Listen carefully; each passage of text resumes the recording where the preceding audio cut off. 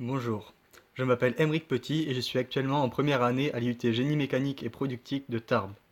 Je m'appelle Damien Delzesco, j'ai 18 ans. Je suis actuellement en première année de génie mécanique et productique à Tarbes et avec mon camarade, nous allons vous présenter un TP sur le moteur asynchrone. Donc, pour faire la présentation de ce TP sur le moteur asynchrone, nous allons faire cela en trois parties. Tout d'abord, une présentation générale du matériel qui a été mis à notre disposition. Ensuite, nous verrons le fonctionnement de la marche avant et de la marche arrière et son câblage. Et pour finir, nous regarderons le câblage qui permet le fonctionnement en étoile et en triangle et quelles sont les caractéristiques de ce fonctionnement. Pour commencer, voici une photo d'un moteur. Il est composé d'un rotor et d'un stator. Le rotor est la partie centrale. Il est composé de lamelles métalliques, de roulements et d'un arbre. Il est sensible au champ magnétique. Le stator lui est constitué d'un bobinage qui, lorsqu'il reçoit un courant électrique, crée un champ magnétique tournant qui va ensuite entraîner le rotor et faire tourner le moteur.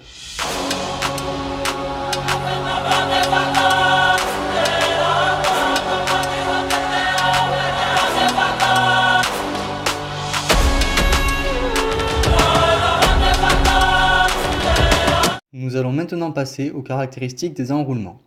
Nous avons tout d'abord mesuré la résistance des enroulements, qui est de 71,2 ohms. Ensuite, nous avons connecté le moteur en étoile et mesuré la résistance entre deux bornes, qui était de 141,6 ohms. Puis en triangle, la résistance fut de 47,2 ohms. On peut donc en conclure que le montage qui absorbera le plus de puissance est celui en étoile. Nous avons ensuite mesuré les caractéristiques du réseau électrique disponible. On a d'abord commencé par mesurer la tension efficace, qui s'effectue entre la phase et le neutre, et nous avons obtenu un résultat de 255 volts. Puis nous avons mesuré la tension efficace entre deux phases, et nous avons obtenu un résultat de 404 volts. Maintenant, comme vous pouvez le voir sur la gauche, nous avons complété le schéma du câblage à effectuer dans le but d'inverser la rotation du moteur. Pour ceci, il suffit de permuter deux des trois phases comme nous l'avons fait entre F1 et KM2. Les boutons sont mécaniques pour éviter d'enclencher les deux rotations en même temps. KM1 est fermé lorsqu'on appuie sur la marche avant et KM2 est fermé lorsqu'on appuie sur la marche arrière. Suite à ce montage, nous avons trouvé une intensité de 0,808 ampères et à partir de ce résultat, on calcule pour les différents types de réseaux les intensités. Les montages autorisés de ce moteur sont sur les réseaux 220-380, les montages en étoile et en triangle, car leurs intensités sont inférieures à 2,1 ampères, et pour les réseaux 380-660, les montages en étoile, car son intensité est inférieure à 1,2 ampères. Voici maintenant une photo de l'armoire, une fois câblée, puis nous verrons une vidéo qui montre le moteur en train de tourner.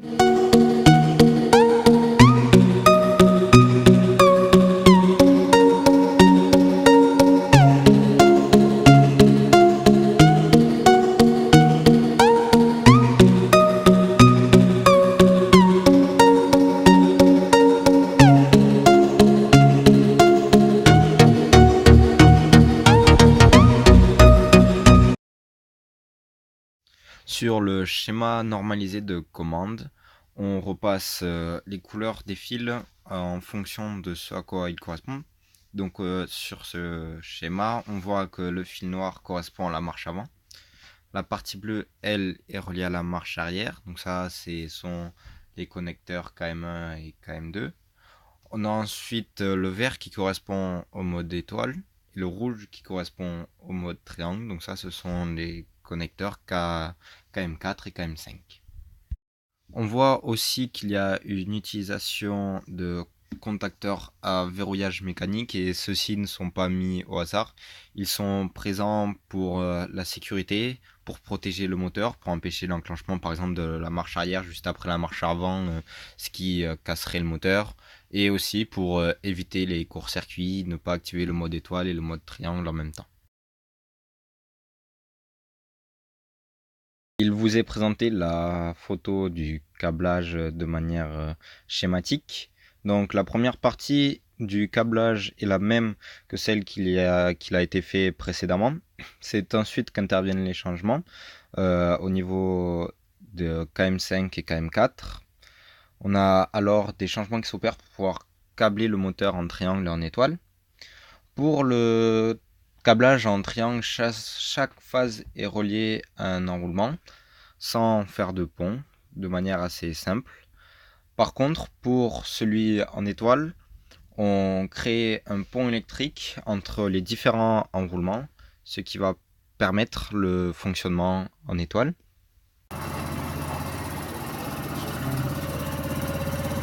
Sauf que, voilà, t'as raté ce qui comptait. Vas-y, change. Je vais pas le rater cette fois-ci, si tu veux.